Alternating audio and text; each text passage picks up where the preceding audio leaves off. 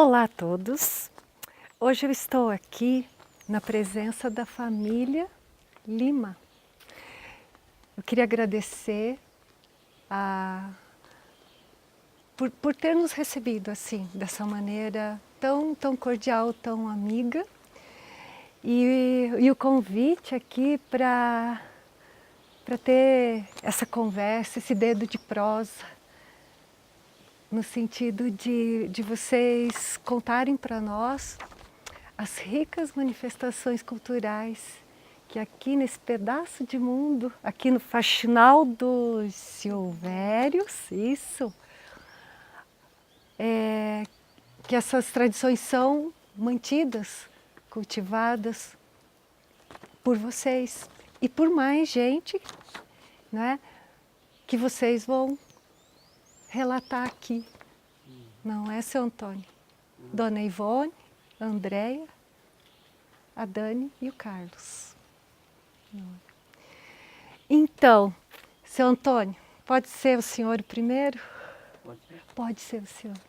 Seu Antônio, muito tempo morando nesse pedacinho de chão, seu Antônio? Aqui já faz. Depois que nós casemos, primeira morada nossa foi aqui. Faz 34, 35 anos por aí.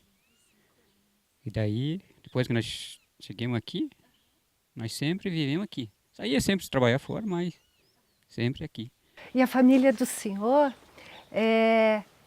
também é daqui, o pai, É daqui. a mãe, o avô, a avó. Meu Conta avô, pra gente. meu avô, Pedro Cavalheiro, trabalhou, morou, trabalhou aqui toda a vida. Trabalhava na roça direto. E faleceu aqui. Daí ficou uma tia minha morando aqui. Ela era sorteira, ficou sozinha aqui. Daí depois que nós casamos, daí o meu pai comprou a parte do terreno dela e daí nós casamos e íamos fazer casa aqui pra morar aqui e cuidar dela. E os avós do senhor também já eram daqui? Já era. Já eram daqui, É. tudo. E daí ficamos cuidando dela até que ela morreu. E daí tivemos nossos filhos, tudo aqui. Tudo deles. E estamos aí até hoje. Até hoje. Não tem intenção de ir embora tão cedo. Não, acho que não. Menos eu, acho que não. Os filhos aí já estão morando na cidade, mas sempre estão por aqui. Espero que um dia ou outro eles venham morar aqui. Então, e agora Dona Ivone? Vamos falar um pouquinho, Dona Ivone. Vamos. Também a família da senhora é daqui, Dona Ivone? Sim, é. Uhum. O pai, a mãe, os avós, todos? É, meu avô é de São Paulo, um deles. Uhum. Da parte do meu pai. Aham. É de Sorocaba. Tocaba, região dos tropeiros. Todos viajantes, então. É, e minha mãe ele era do Rio Grande daí, o pai dela. Uhum. Contado por meu, que eu não cheguei a conhecer. Contado deles, né? Então, Dona Ivone, seu Antônio. E aqui os filhos nasceram, foram criados.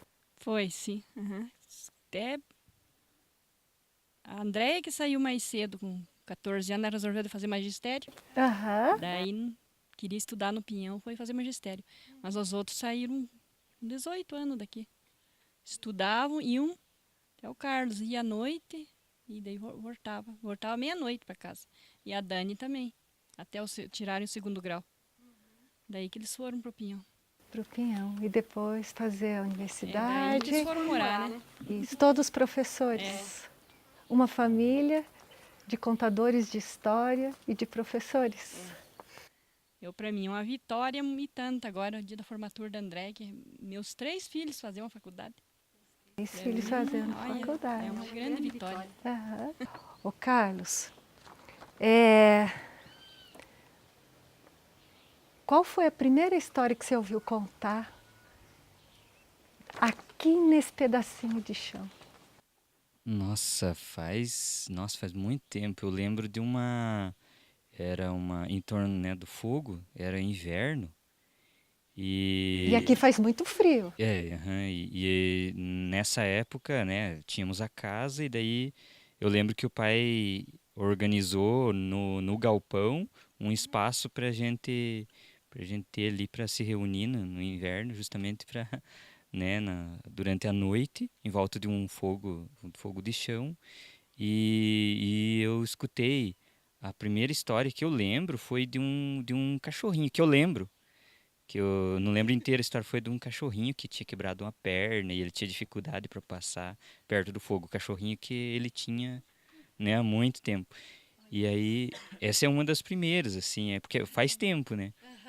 Claro que outras foram que mais me marcaram, assim, como do Cerro do Bico de Amora, que foi contado não só uma vez, várias vezes, que é uma história bem comprida, assim. Eu tenho uma certa dificuldade para contar ela. E aquela história do porco, da porca, que eu já ouvi essa história em algum lugar.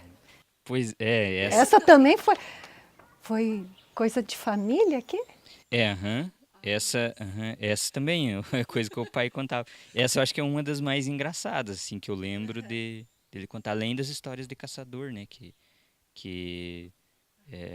eu lembro até isso, eu acho interessante porque eu levo para minha vida. Quando o pai falava das histórias de caçador, mas ele nunca me estimulou a caçar. Isso eu acho que é uma coisa que já também até na minha formação eu trago isso. Por exemplo, eu nunca matei um passarinho, nunca usei um estilingue assim para. Eu, embora fizesse o estilingue, mas não usava para isso, até por causa da influência do pai. E essas histórias que foram contadas aqui pela Dona Ivone, pelo seu Antônio, pelos avós, tios, tias, né? Você leva para a sala de aula, você como professor? Eu acabo levando porque é, é muito mais, para mim é muito mais válido quando eu mesmo participei de algumas. Por exemplo, quando eu conto um mito grego, eu sempre procuro trazer alguma coisa que eu vivenciei. No caso da tem uma história que eu escutei tanto do meu pai quanto do meu avô materno, né? Meu avô, o pai do meu pai, no caso, eu não lembro dele ter me contado história. Eu lembro do pai da minha mãe contando e o meu pai também contava. E uma que eu mais conto assim em sala de aula é a história de um certo sujeito que vai para um mundo onde só existem macacos, né? Do mundo dos macacos. Essa eu sempre estou contando. E a Dani, vamos falar com a Dani.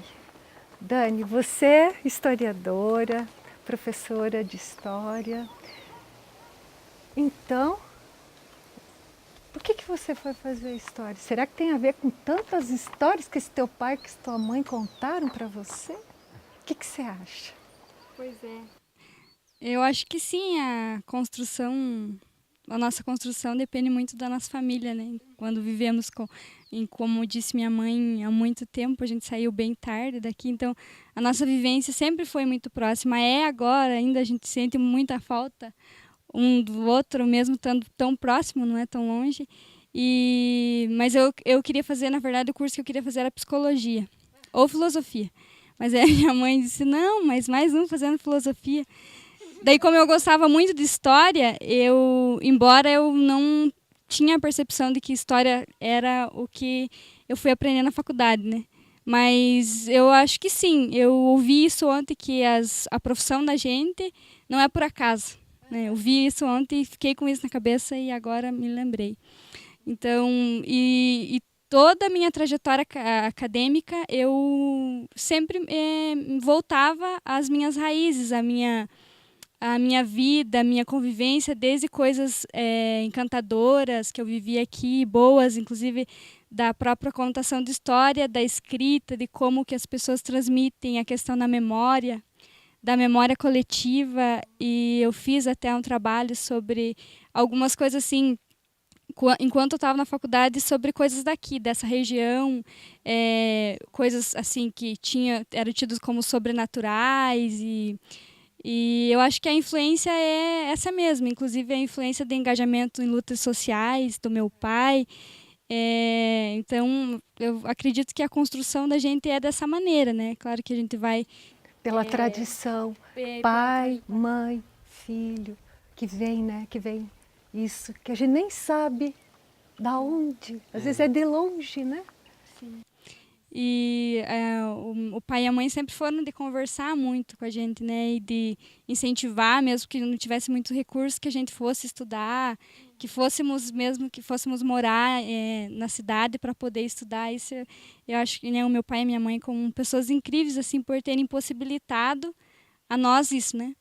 E assim, a questão da cultura, da arte, agora eu não estou professora, mas eu estou trabalhando no departamento de cultura, então tem tudo a ver com o que a gente está fazendo, inclusive... Sementes que foram plantadas na família. Isso. E cultura é tudo isso, né? O fazer humano, então, desde a arte, todas as manifestações, as questões que nos envolvem, as lutas que nos envolvem. E eu acho que é um pouco isso. Eu tenho a agradecer muito, eu acho que eu acho que pode ser um momento ao meu pai e minha mãe. E eu sempre volto assim a eles, meu pai principalmente pelo engajamento social, político, de luta assim pelo ser humano, pela dignidade humana, e a minha mãe por todo esse amor e cuidado que ela tem. Inclusive a minha mãe, o sonho dela desde que ela era pequena, ela conta, e ela não pôde ser, era ser jornalista. Ela achava, a gente não é jornalista, mas a gente, né, tenta fazer o melhor possível. Eu acho que eu sinto muito orgulho deles, assim como dos meus irmãos.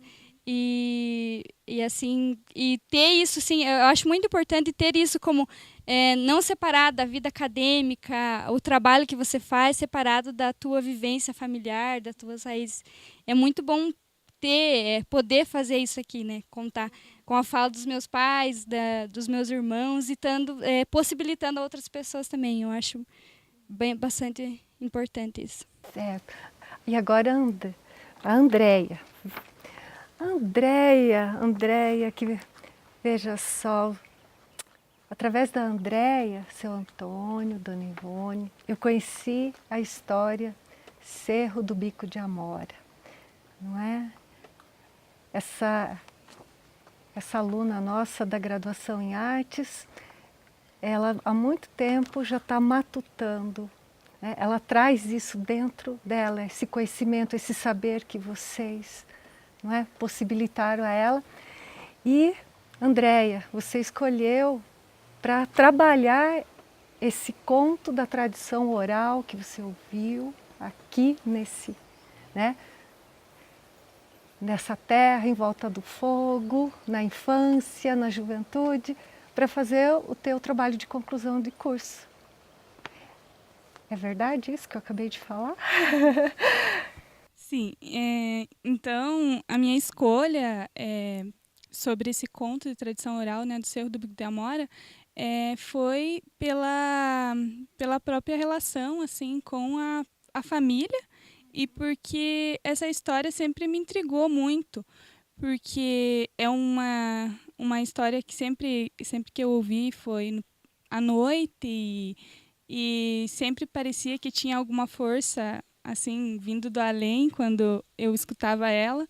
E agora, através de tanto estudo, de ouvir, de gravar, transcrever ela e analisar ela, né, sobre os autores, né, os três autores, o Schaeffer, o Jung e o Mircea Eliade, então eu pude perceber assim que cada vez mais, a partir das simbologias que ela traz, ela está mais assim dentro assim de mim e é uma coisa muito boa. Eu consegui concluir, né, o meu curso, né, o curso de licenciatura em arte, que é um curso maravilhoso, né, o qual eu amo, e assim poder concluir com essa história e com a análise dela.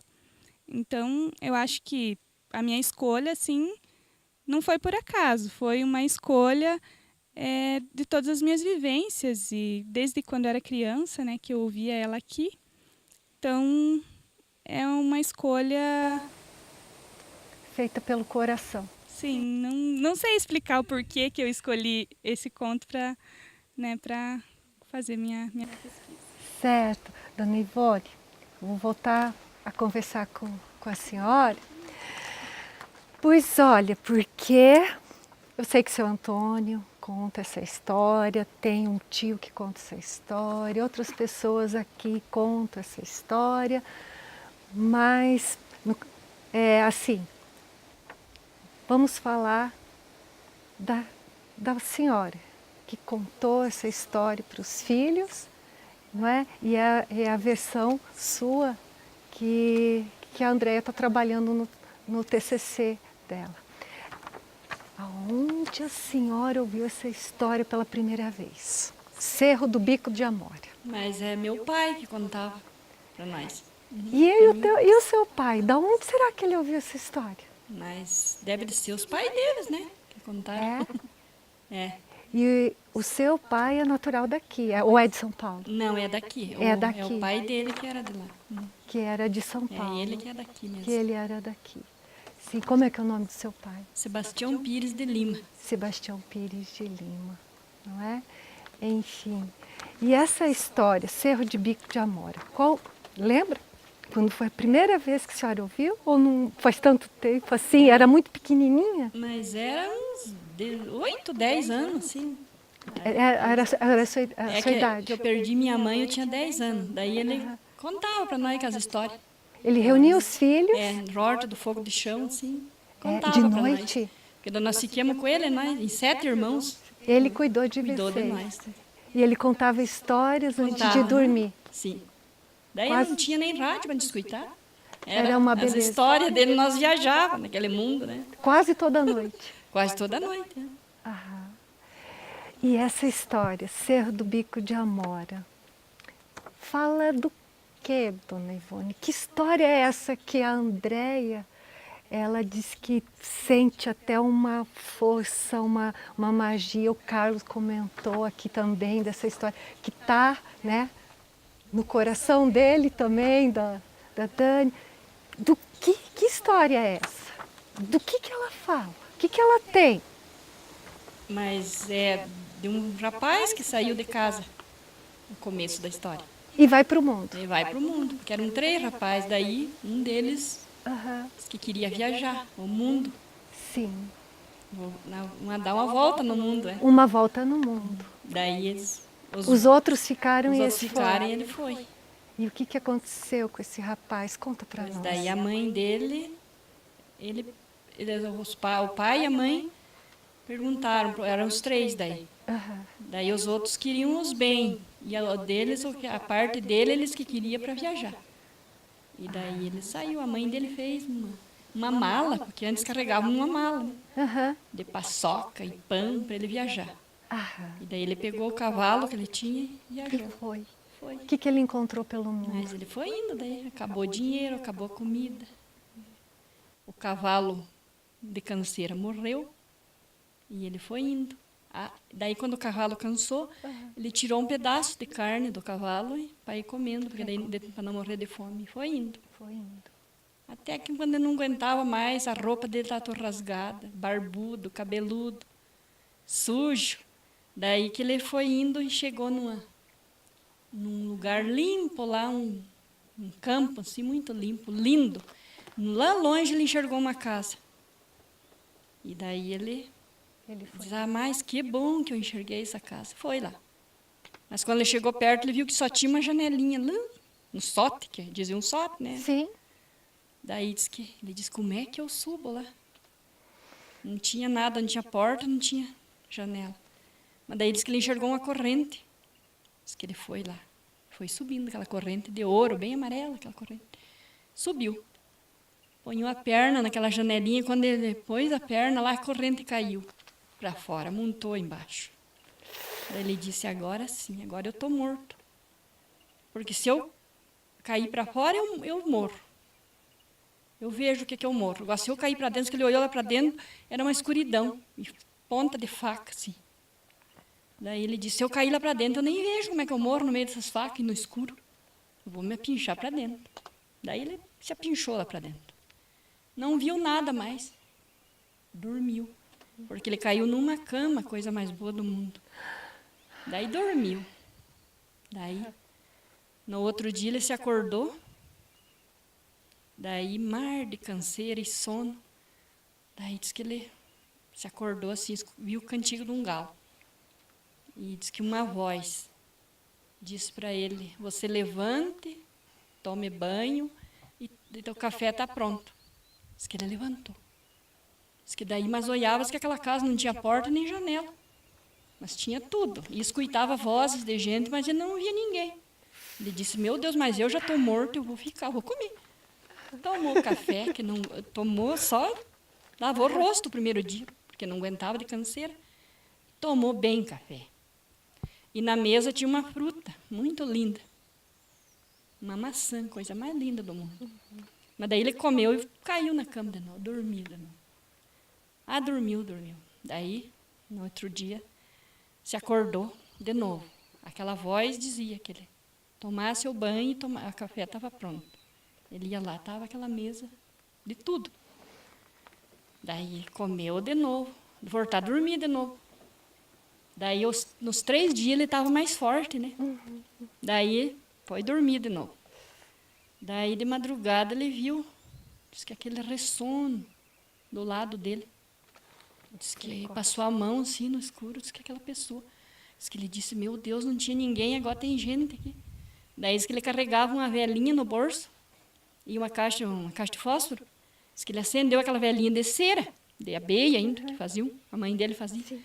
E ele diz que ele acendeu a velinha e olhou aquela moça, coisa mais linda. Diz que o cabelo era puro ouro, de linda que era, loira. Diz que daí ele se admirou, porque ela era muito linda, e ele pingou vela no rosto dela. Ela se acordou. Diz que ela disse, ô ingrato, porque você me acordou, eu ia terminar o meu encanto hoje, de manhã, e eu ia casar com você. Diz que daí ela levantou e dizia, agora eu vou embora, e você nunca mais vai me ver. Diz que ele pegou na mão dela, você não vai. Eu vou te achar onde você for. Não, você não vai me achar, porque onde eu vou, ninguém pode ir lá. Daí diz que ele disse, não, eu vou te encontrar, você vai ver. Daí ela se despediu dele ali, deu um lencinho, com as iniciais do nome dela. E 2 marrequinhas de ouro para ele, para lembrança. E daí ela foi embora, porque daí ela se encantou de novo. E ele ficou. Daí ele só comeu ali. E daí foi atrás de novo. E achou? E daí, mas demorou. Só que eu não sei se eu vou contar tudo, porque é grande. É grande a comprida história? a história. Ai, não Olha sei, isso daí não só. atrapalha. Que não vai? Conta lá. Conta tudo. Lá. Porque agora, né? Tava ali a moça e... Porque daí antes dele sair, né, eu esqueci de contar que a maçã, que era ela que estava na mesa. Daí quando ele estava mais forte, nos 3 dias ele foi, disse, mas eu vou experimentar essa fruta. Deu uma mordida, seu sangue da fruta. E era ela que ficava na mesa. Daí... Seu Antônio, já pensou? Daí ele seguiu. Mas olha, ele disse, eu vou encontrar essa moça, não, eu já vim até aqui, eu vou. E daí foi ainda novo. E foi. Daí ele foi nos perguntando, porque antes era reino, né? Não era agora que é país, planeta. Tinha o reino de todas as coisas. Sim. Foi no reino das pessoas, perguntou. Ninguém sabia onde é que era o cerro do Bico de Amora. Daí ele foi no reino dos cabritos. Que disse, aí não sabemos. Foi no reino dos carneiros, que ninguém sabia. Dos corvos, das vacas, dos cavalos. Ninguém sabia. Dos macacos. Tudo isso. E nós não sabemos. Daí até que ele chegou no reino dos passarinhos, né? Dos corvos. Daí chegou lá e perguntou. Diz que os corvos falaram, mas nós não sabemos. Que daí um disse, mas acho que o meu bisavô sabe.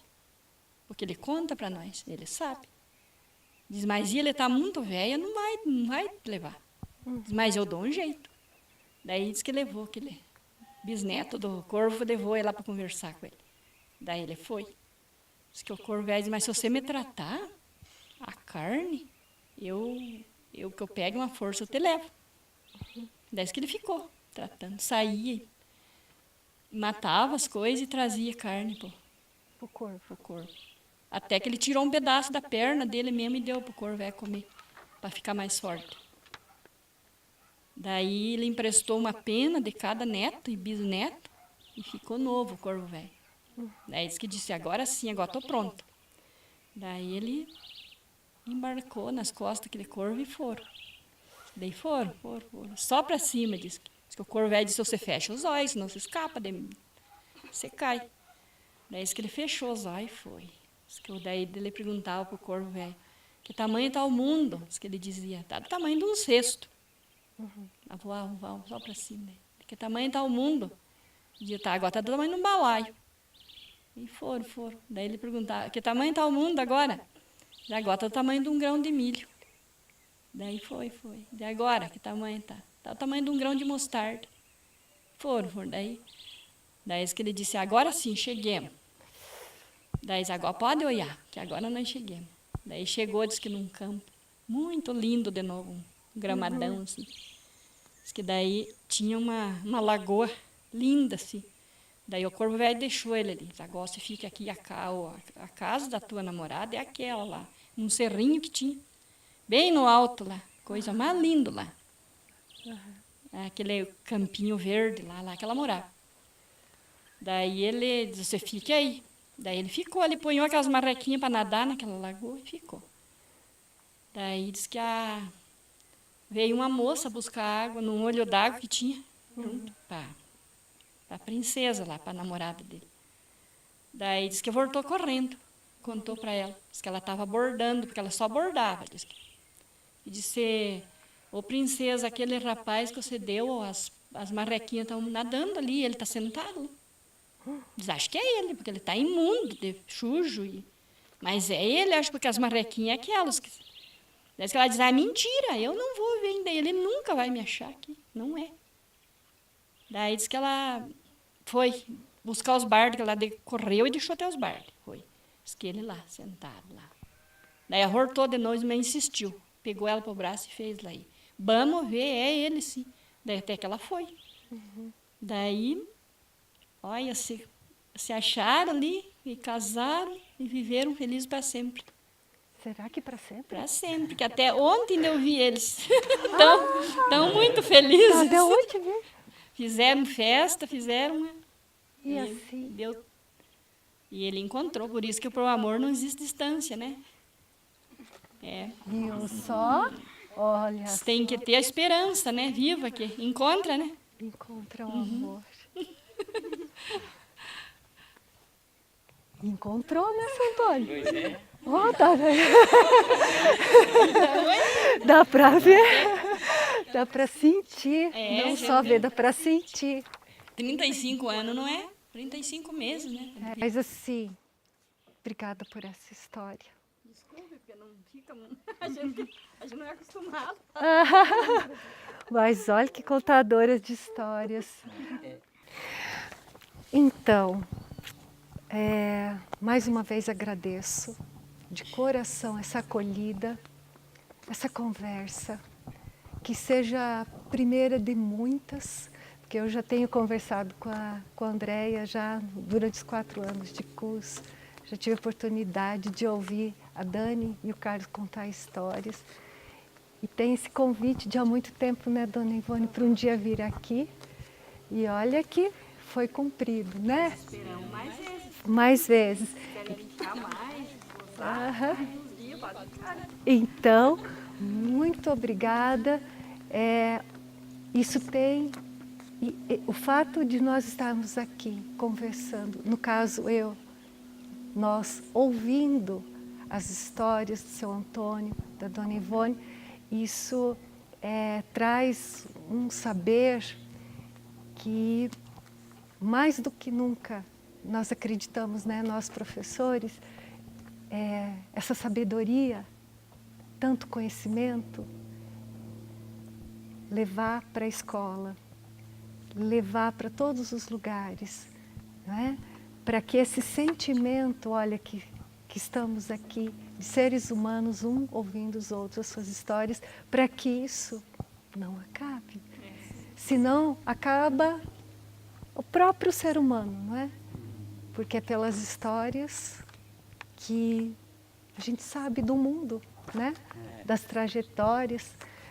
E fica o ensinamento a todos vocês que não acreditam no amor, acreditem, porque o amor existe, né, Dona Ivone? Muito obrigada.